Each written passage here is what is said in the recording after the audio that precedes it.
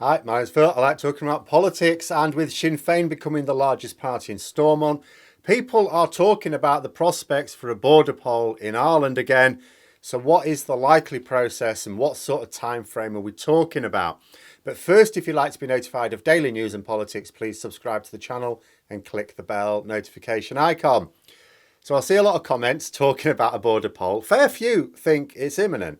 Do bear in mind that even Michelle O'Neill, after it became clear that Sinn Féin would be the largest party in Northern Ireland, said that the time for a border poll would be ideally 5 to 10 years from her point of view. Nobody seriously is talking about it being imminent. Let's go why not first. The first thing to note is that Sinn Féin haven't actually achieved their first place by a sudden swing in support towards them. They got exactly the same number of seats and almost the same share of the vote. It was about 1% higher if you keep in score. What happened was that the DUP got a lot of their previous voters pissed off, and the non-sectarian Alliance Party attracted a lot of support. In fact, last week's Stormont elections, they were really about the Alliance Party, more than doubling the number of seats. A clear shift in voter support for a party that just wants to get on with the job of governing and bringing people together. The other thing to note is that unionist parties still have more seats in Stormont than nationalists. Finally, the person who decides whether or not there should be a border poll is the Northern Ireland Secretary, Brandon Lewis, at the moment. Now, the Good Friday Agreement doesn't say he just decides it on a whim. It is supposed to be based on evidence that a border poll would likely succeed in favour of reunification. But there isn't a clear legal roadmap to determining what those circumstances are. In reality, it would have to be based on various things, a likely nationalist majority in Stormont, or at least a majority willing to vote for a border poll. That'd be the first step. That's not occurred yet. There'll be other things as well, opinion polls, maybe even how non-sectarian MLAs would, as I say, vote for such a move in Stormont, because nationalists at this point are never going to have a majority themselves. And I'll throw this in there because people keep saying it. The border poll is also a matter for the people of the Republic of Ireland as well. So even supporting Northern Ireland doesn't mean reunification is a given. There'd also have to be a poll in the Republic. Also, reunification doesn't necessarily even mean what some people think it does. I often get the impression there's a lot of people out there that think, so you think ahead, you think, okay, at some point a border poll will come. At some point, it's very likely that that border poll will succeed and Northern Ireland votes to become part of the Republic of Ireland. And I would say in the next decade is realistic there, that it will vote for reunification. And they just think, I think, that the infrastructure of Northern Ireland will be dismantled and elections will centre around Dublin, and that's not the case. The separation of powers will still exist in Northern Ireland. All that will happen is that the UK government will transfer powers to the Irish government. Stormont will still be there. It will still continue doing what it's doing for a while at least. Complete reintegration of Ireland will take a very long time as far as I can tell. So when it looks like it's time for a border poll, it's worth referring to a report that was published fairly recently by the UCL. It's a long old document. It's really interesting. It's a long old document. Don't read it all at once. But the relevant part for now is the section on deciding to call a referendum, because that's the first step. When do you decide that the circumstances are met? There are lots of technical details about how to issue the referendum in both the Republic and Northern Ireland, but the first issue is, when are those criteria met for issuing it? In terms of the Northern Ireland Secretary believing that it's time for a border poll, I don't think there's any problem, given that no Secretary of State for Northern Ireland for either the Conservatives or for Labour would ever believe that a border poll should be issued when that isn't the case. All we have to worry about is what happens if the conditions do appear to be met, but that the UK government fail to comply. Because after all, the Good Friday Agreement it's fairly vague about how you determine when it's time for a poll. And there has been a court case on the matter recently, 2020. There was a court case brought in order to compel the government to state the circumstances under which a referendum should be held. So I think some people must have decided, right, we might be getting close there now. We want to know exactly what the roadmap is. And the government didn't want to give a clear answer to the question and said, yeah, we're not going to tell you. So they went to the court. The High Court judged that actually the government didn't have to.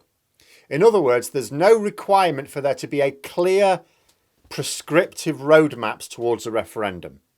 That doesn't mean the UK government can choose their own criteria. The criteria are sort of laid out in the Good Friday Agreement. It's just that the circumstances that trigger it don't have to be prescriptive.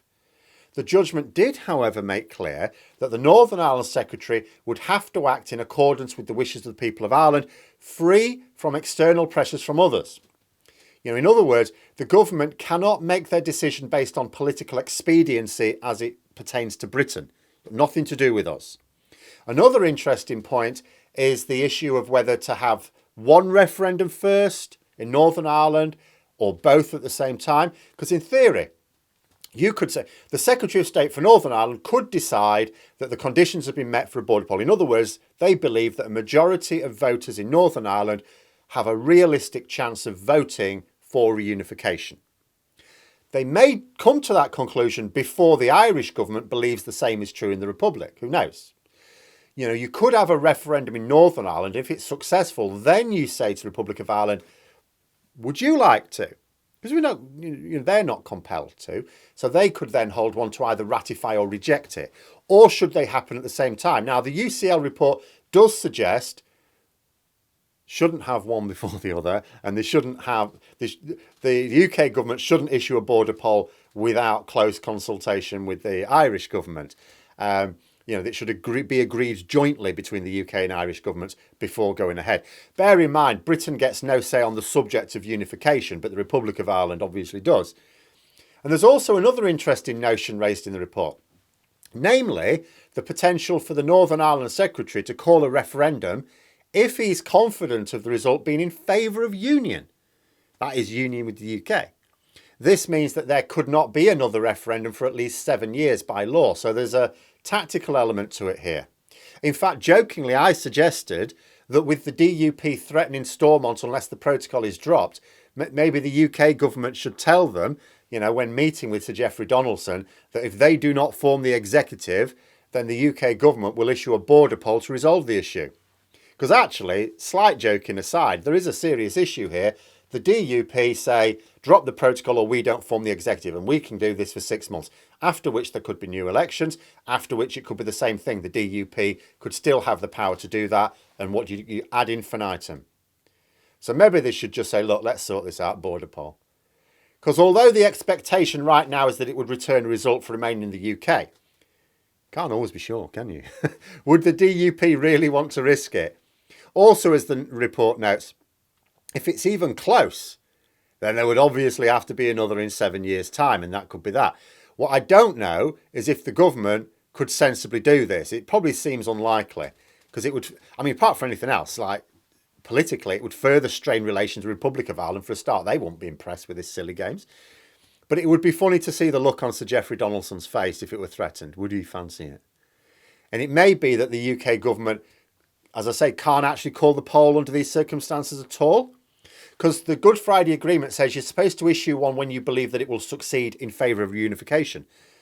It doesn't say you can just do it whenever you feel like it. You're not supposed to do it in the expectation that it will fail to give yourself 7 clear years. But although there are lots of potential circumstances set out in the report, the one that seems to be the most obvious trigger would be a vote in Stormont. It would certainly seem to me to be the tidiest as well. It's also the easiest to look ahead to. Let us say that the executive forms at some point, not necessarily anytime soon, the way things are going. But at some point, something has to give, or some rule has to change again to allow Stormont to form. Let's say Sinn Fein put a proposal to Stormont to request a border poll to the Secretary of State. Will that vote pass right now? Would it pass? No, wouldn't. This is why Sinn Fein are not talking about a border poll within the next 5 years, because they know the arithmetic's not there. Anyone thinking otherwise is just not paying attention to the MLAs that are actually in Stormont, or potentially in Stormont.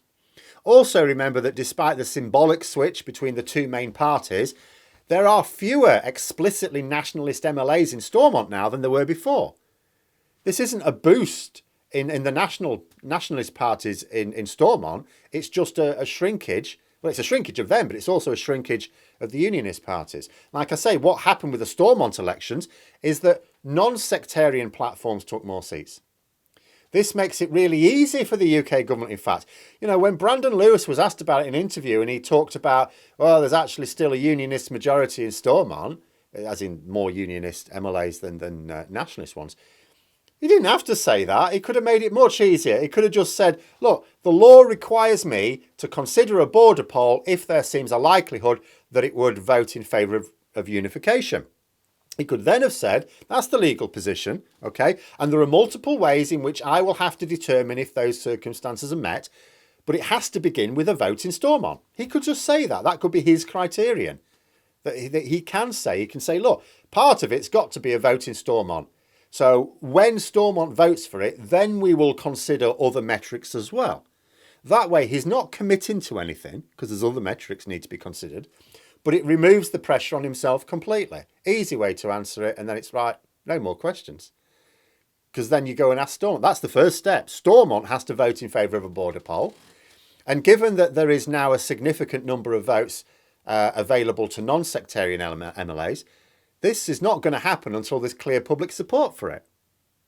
But those are my thoughts. Let me know yours in the comments below. I hope you found the video interesting. If you did, please click the like button. Maybe even click on the join button if you'd be interested in membership. And until next time, I'll see you later.